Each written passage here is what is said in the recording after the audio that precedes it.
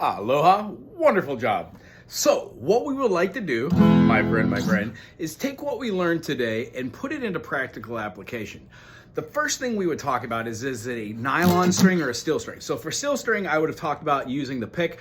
I generally talk about not putting the pointy end out so you have all this sticking out. It gets real kind of cluttered. I like to turn it to the inside and do like a little half finger here. So what I would say is like 1, 2, 3, 4, I declare a thumb war. Remember that? You put the pick down kind of pointing back towards you with the pick coming towards you and put your thumb on top. That should give you a little nub to have enough to do this thing we call raking, where you just go up and down the strings like this. It gives you a little variation where you move your hand. We'll go into that later if we decide to do steel string together. But for the nylon still, use your fingers. Now, let's get away from the thumb. Let's try and put our first finger into practical application for these spider exercises. And when we play the teeter-totters, let's use the nails on the back of our hand. Now, we're gonna strum mostly near the bridge or the saddle or over the sound hole. When we do fast, like ostinato, treble type picking, we do it over the little, the end of the fretboard where the notes are actually higher. Which brings me to the idea of, we have 6 strings on this guitar. The lowest and the highest being the same, E notes, 6, 1. So the high strings, through the 1, the B string is the 2 string, the 3 string is going to be the G string, and the 4th string is going to be the D string. The A string, the 5th string, and the E string, the 6th string, are going to be the lowest notes, which I consider the bass notes. I view the 4 up here on what we make the shapes from. So in D major would look like that, and E major would look like this, and A major would look like that. That way it translates to other instruments. When we play the chords of like today's chord, first finger on the 1st fret, we're gonna go to the 3rd string, the G string. So what do we have? We have the E string, the B string, 1, 2, and then 3 is the G, making the G, where is it? A sharp note. Yeah, G, G sharp. Right after G, we don't have an H. There isn't G, G sharp, H. It's actually the A note. So we go A, B, C, D, E, F, G, A, B, C, F, G. Even if we start in the middle or somewhere like C, D, E, F, G, we don't go to H. We go right back to A. So those 7 notes are part of a diatonic scale. What we're learning right now are increments of a minor second. The reason why we put our first finger on a G sharp rather than a G for a chord is because in this case, our chord of the day determines major or minor. The idea is a single note is a frequency. It vibrates our eardrums. When we put that single note with another note, we get a harmony, 2 notes going at the same time. Thusly, the intersection of where those 2 frequencies hit cause tension and release. So if I played something like, you'd be like, yee, but that is an A diminished. It's a great chord. Oh, here we go for the video. And it looks like any other shape we're gonna get to, but today's shape looks like this. First finger, 1st fret on the 3rd string, G sharp. 2nd finger on the 2nd fret, right in the middle. We never want to play on the fretting. We want to play in the middle, always. First finger is going to stay on the G sharp. 2nd finger is going to go to the A string, the 5th string, and play the 2nd fret to give you a B note. And then our 3rd finger is going to go right below it on the D string, right? The 4th string. And it's going to play a note, which is an E. So if we walk them up from their open notes, we would have open E. When we go to the 2nd fret here, we have a B, so it's an open A, B flat, B, ooh, so we have an E and a B, and then we have an open D, which goes to the 2nd fret as well with that 3rd finger there. So D, D sharp, or E flat, E, and then we have our G sharp. So between having an E, a B, a E, a G sharp, a B, and an E, we quite literally have E, G sharp, B, 1, 3, 5, meaning this major chord has a G sharp as its major. If you take off that 1st finger,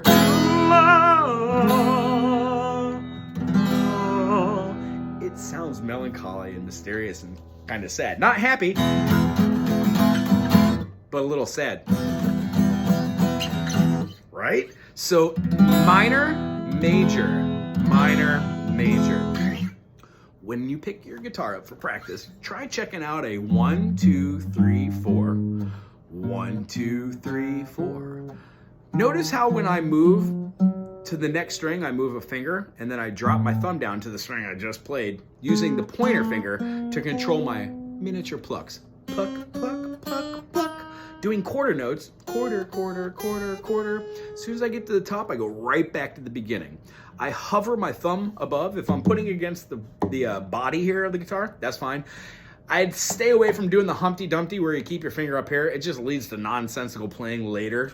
It doesn't keep our hands front and center, and it takes away from finger style. If we're playing up here, that kind of texture doesn't happen with fingerstyle. So, 1, 2, 3, 4. If you're having a hard time getting that finger to the 4th fret, by all means, you can lift up a little pressure. But what we don't want is our fingers to walk themselves up and then the other fingers sticking way out in the middle of nowhere. We want to keep our fingers as close to the fretboard as we can. So when we're playing individual notation in minor seconds or in major seconds or in minor thirds or major thirds, or you know where I'm going with this.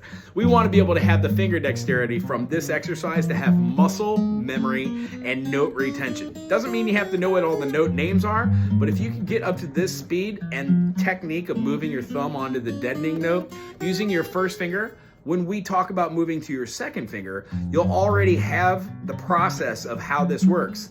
Thusly, your hands will gain motor skills while working together. You can even go as far as to do the pinky. As soon as you gravitate towards using the pinky to do actual movements, it changes the way that you play as a musician. And I know that's hard to comprehend now, but utilizing your 1, 2, and then 3, and then 4 fingers, and then going back to that thumb will help later when we're doing fingerstyle music. So, for this week, for this kind of idea, try and do these spider exercises. 1, 2, 3, 4, 2, 2, 3, 4. If you were to only play on the 1, you'd be counting the duration of a whole note. So it would be like 3, 4, 1, 2, 3, 4, 2, 2, 3, 4. The only difference is I'm leaving enough time right now so I could count out whole notes. But if I counted it on the 1 and the 3, I'd have 1, 2, 3, 4, 1, thusly making those whole notes half notes because they're half the duration. Whole notes are 4 beats of 1, 2, 3, 4, 2, 3, 4. So of course you could fit 2 half notes in the duration of 1 whole note. So when we go through the process of seeing these notes as being a whole note or half notes, we could also do quarters, which are worth 1 beat.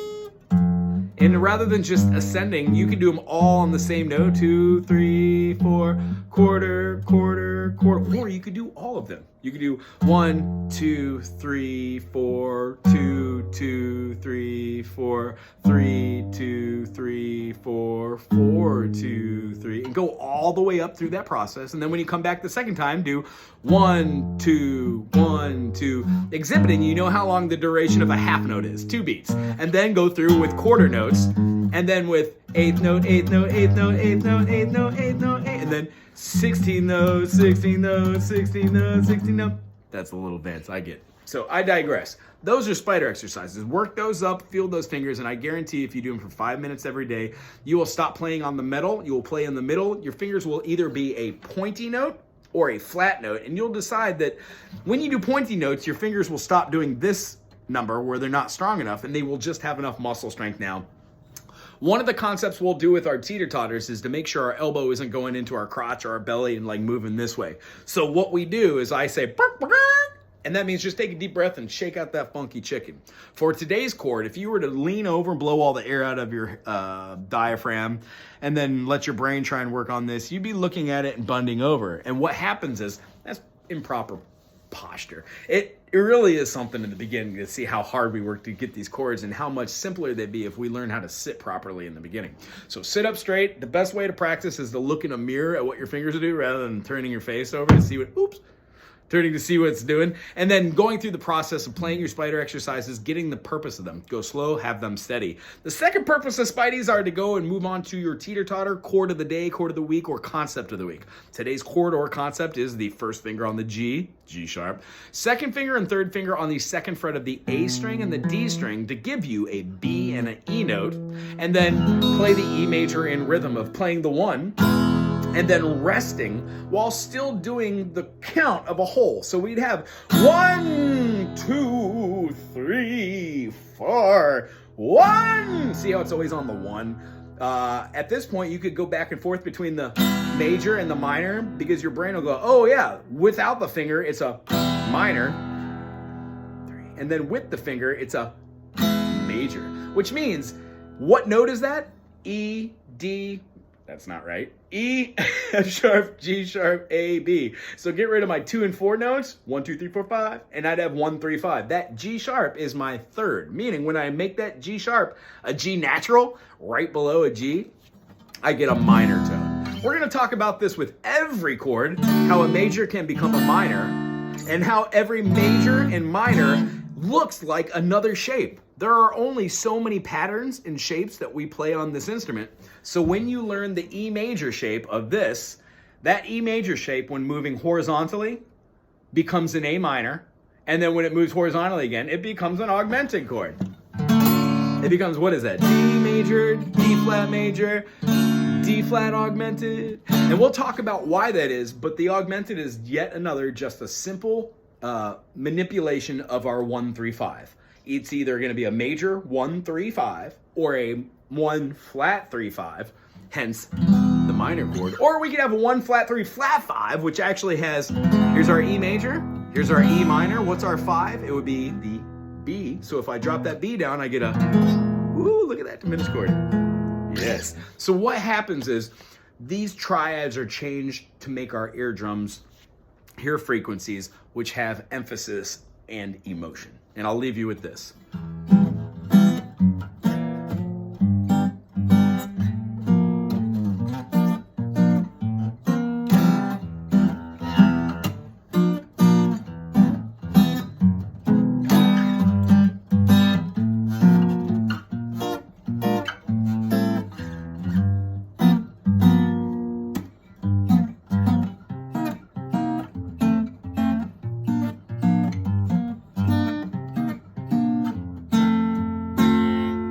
These chords, like this chord that I'm playing, is based off of the chord you're learning today. So everything that might seem impossible is just a variation of these chords.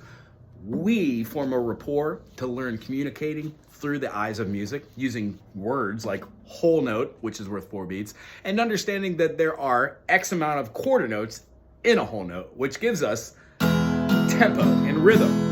We talk about stuff like playing loud, which is forte, or playing quiet, which is piano or pianissimo. If you want to learn the vocabulary behind these, all it will do is strengthen you as a musician and an individual, because the process of learning is actually practicing. So what I do is I appear to be a music instructor. However, what I really teach is the art of practicing, how to practice the practice of practicing. Thank you, Mr. Frank Zappa. Anywho, it was very nice meeting, and I hope that we're going to have a lot of fun on our musical journey. Aloha.